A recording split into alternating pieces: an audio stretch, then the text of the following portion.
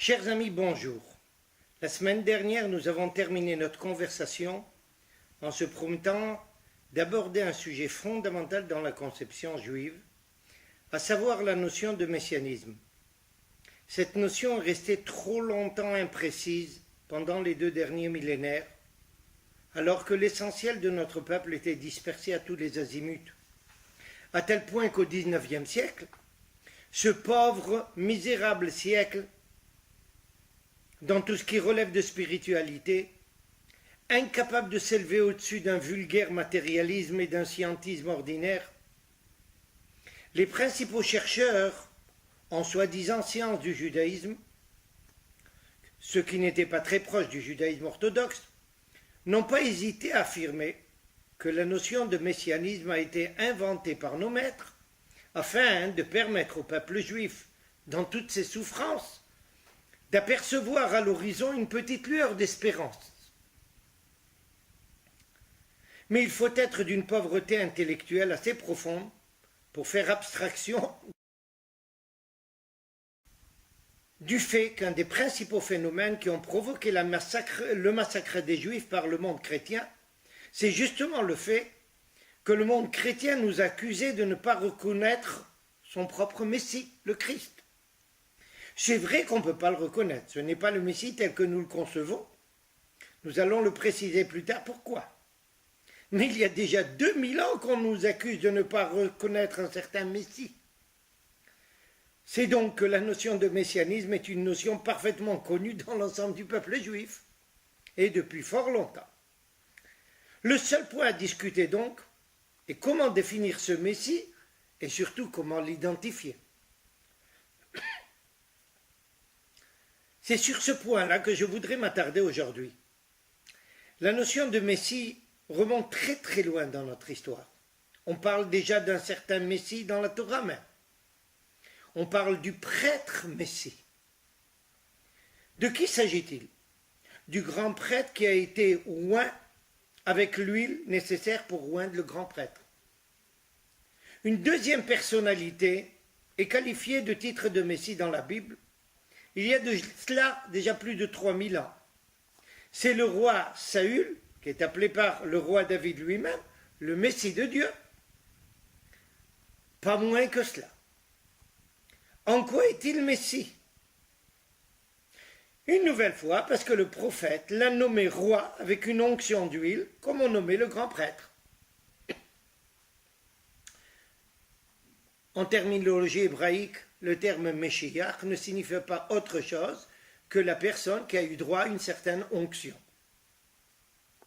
Nous avons donc ici 2 exemples de personnalités auxquelles le titre de Messie a été conféré. Un appartenant au monde de la prêtrise et le second au monde de la direction politique du peuple juif. Il faudrait donc avoir un esprit extrêmement enfantin pour déclarer ce que le XIXe siècle déclarait, à savoir que la notion de messianisme est tardive dans le peuple juif, alors que nous la voyons exister depuis la sortie d'Égypte. Et en effet, Maïmonide, qui avait rédigé ces 13 principes de foi exigés de la part de tout juif durant toute sa vie, a inclus la notion de croyance en messianisme comme un des principaux articles de ces 13 articles de foi. Nous voyons donc l'importance de cette idée dans le judaïsme. Mais pendant ces 2 derniers millénaires, le peuple juif ne parlait plus de Messie au passé, mais de Messie dans l'avenir. Et la discussion est devenue très vite âpre. Certains de nos sages affirmaient qu'il s'agit d'un personnage qui va effectivement amener une délivrance pour le peuple juif, et par là même pour toute l'humanité, mais par l'entremise de miracles. Alors que d'autres sages, pas moins importants, insistaient sur le fait que la Torah dénigre totalement cette conception, et ce sur la base d'une affirmation de la Torah elle-même, suivant laquelle les pauvres ne disparaîtront pas de ce monde-ci même à la fin des temps. Donc aucun bouleversement des lois naturelles que nous connaissons n'aura lieu.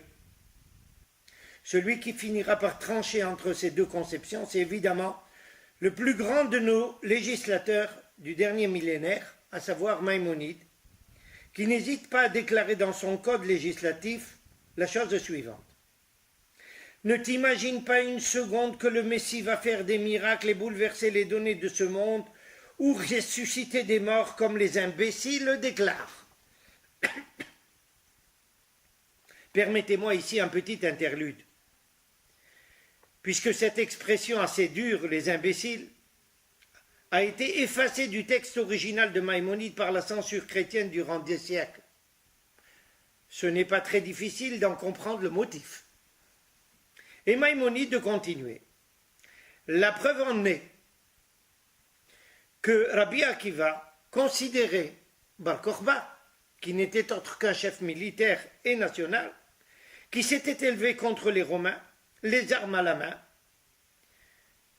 de le voir comme le Messie, et pas seulement Rabbi Akiva, pas seulement cette sommité en Torah, mais toutes les autres sommités en Torah de son époque. Et ce n'est que lorsqu'Adrien a réussi à assassiner Bar Kokhba qu'on a pu conclure que ce Bar Kokhba n'avait pas réussi à être le Messie. Pourquoi ? Parce que pour le peuple juif, le Messie n'est pas un personnage essentiellement spirituel, même s'il l'est partiellement, mais il est un personnage qui est avant tout un dirigeant politique et militaire qui va permettre au peuple juif de réintégrer sa terre sacrée et d'y reconstituer son indépendance nationale, et par là même son indépendance et sa spécificité spirituelle. Effectivement, dans son ouvrage philosophique monumental, Le Guide des Égarés, Maïmonide s'attarde sur plusieurs versets du prophète Isaïe qui parlent de nouveaux cieux et d'une nouvelle terre à la fin des temps que Dieu créera. Et Maïmonide de nous préciser qu'en aucune façon nous avons le droit de prendre ces versets au pied de la lettre. Il ne s'agit pas du tout d'un bouleversement des lois physiques de notre monde, mais d'un bouleversement des lois morales et spirituelles de ce monde. Donc lorsque le prophète Isaïe parle de ces nouveaux cieux et de cette nouvelle terre, son intention véritable est de parler de la reconstitution de la direction politique du peuple juif en terre d'Israël, du renforcement de sa nationalité et de sa perpétuation. À ce moment-là, on comprend parfaitement pourquoi la notion de Messie dans le peuple juif, même si elle englobe une certaine dimension spirituelle, elle est essentiellement une conception d'un renouveau national du peuple juif. Et c'est précisément sur ce point que nous avons terminé notre conversation la semaine dernière, lorsque je vous rappelais, sur la base des déclarations du Talmud lui-même, que Maïmonide avait tranché que l'époque messianique, et je précise l'époque messianique, non le Messie, démarre à l'instant même où le peuple juif recouvre son indépendance nationale. Et pour nous qui avons eu la chance de vivre ce moment-là, en 1948, comme on n'en avait pas connu d'autres depuis la sortie d'Égypte, nous nous devons de prendre conscience que l'époque messianique a déjà été entamée. Elle est peut-être très loin d'être terminée, mais nous sommes en plein milieu de cette époque. Pour la première fois depuis 2000 ans, le peuple juif n'est plus soumis aux nations. Il est à nouveau une grande puissance internationale. Inutile de préciser ces jours-ci les prouesses fantastiques réalisées dans tous les domaines. Et c'est exactement ce dont parlait Maïmonide dans le Guide des Égarés, en parlant de la solidité de cet État juif. Les Juifs profondément croyants ne se sont pas trompés.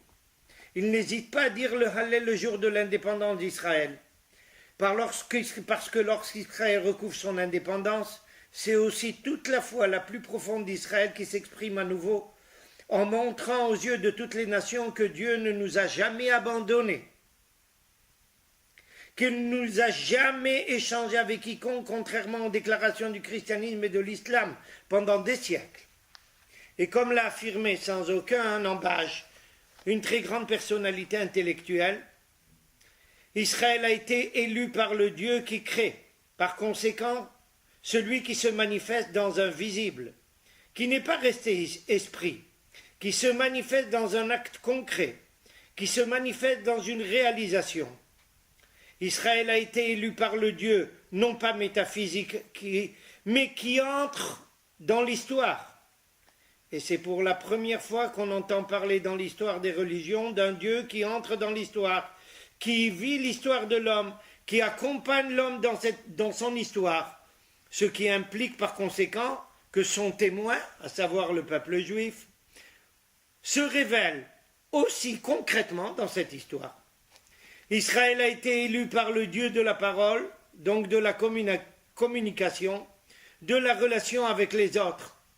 Et à partir du moment où Israël a recouvert son indépendance, la communication avec l'humanité entière change complètement de diapason et Israël redevient le porte-parole de la parole de Dieu. Shabbat Shalom.